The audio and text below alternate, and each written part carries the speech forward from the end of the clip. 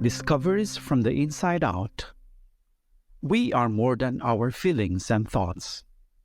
Acknowledging our emotions, stepping back, and seeing where they are leading us helps us in our relationships.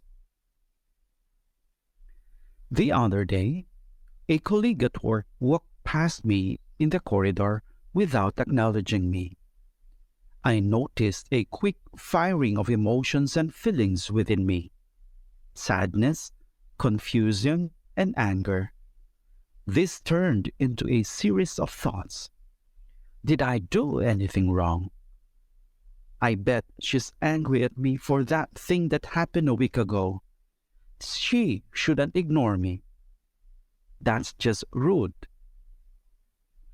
As I was sitting in my office, at the mercy of these feelings and thoughts, I realized that emotional self-regulation was needed. I engaged my thinking brain by naming my feelings and by trying to find alternative explanations for her behavior. After that, I decided to act according to my values and not according to my conflicting feelings. I got up, went down the corridor into her office, and said to her, "How are you? Did you have a good weekend?" My colleague looked up and told me about her father, who had an emergency admission to the hospital during the weekend, and about how worried she was. Understanding our emotions. Emotions and feelings are among the foundations of our relationships.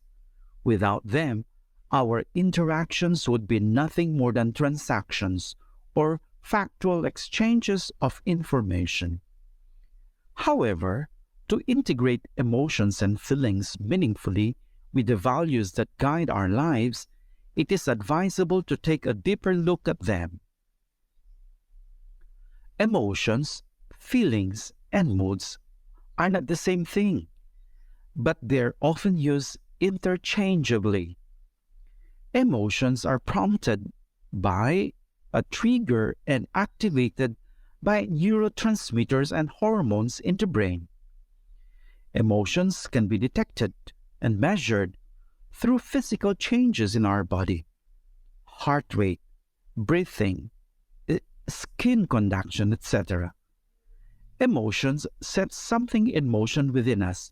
That's why they are called emotions.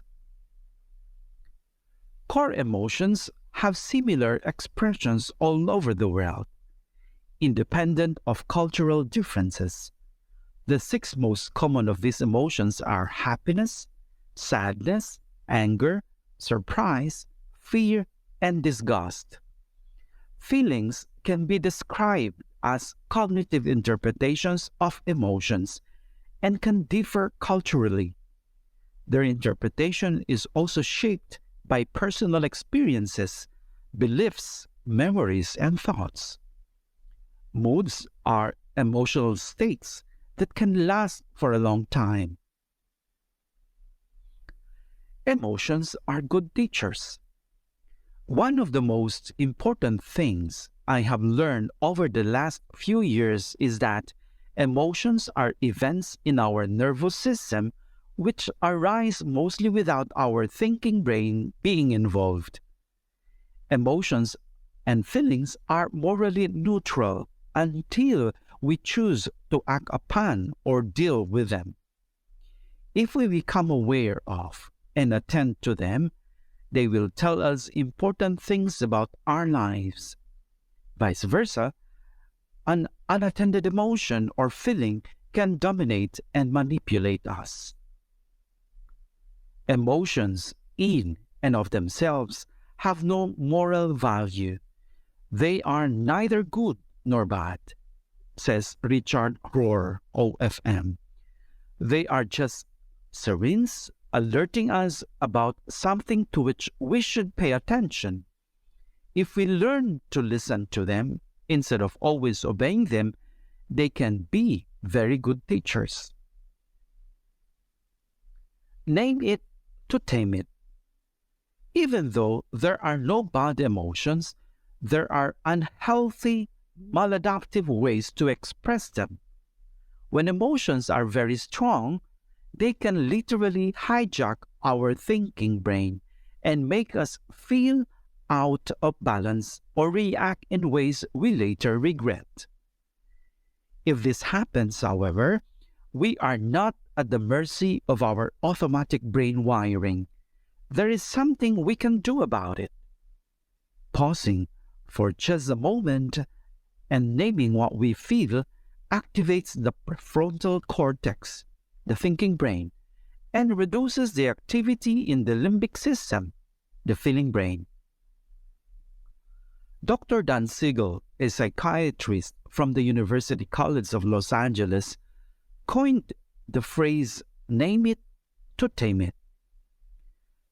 This means that naming our emotions decreases their intensity.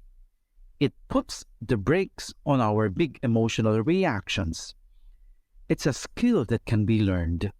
That said, it's not always easy, or at least not for everyone, to become aware of and name feelings. There are 6 groups: sad, mad, scared, joyful, powerful, and peaceful. Research shows that becoming more specific at naming feelings makes people more self-aware and therefore more able to engage in affirming relationships.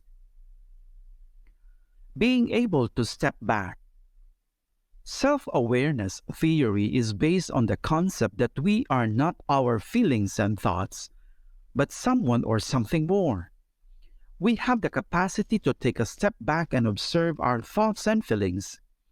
This skill, also called metacognition, thinking about thinking, allows us to see things from the perspective of others, practice self-control, and work creatively. It leads to better decision-making and better communication skills. Self-awareness is also a valuable skill for people who choose to align their lives according to transcendent values. The spirituality of Saint Ignatius of Loyola places great emphasis on learning to acknowledge and name feelings in a non-judgmental way. In his book, God in All Things, G.W. Hughes, S.J., writes, "The first step in discernment is the acknowledgement of our moods and feelings.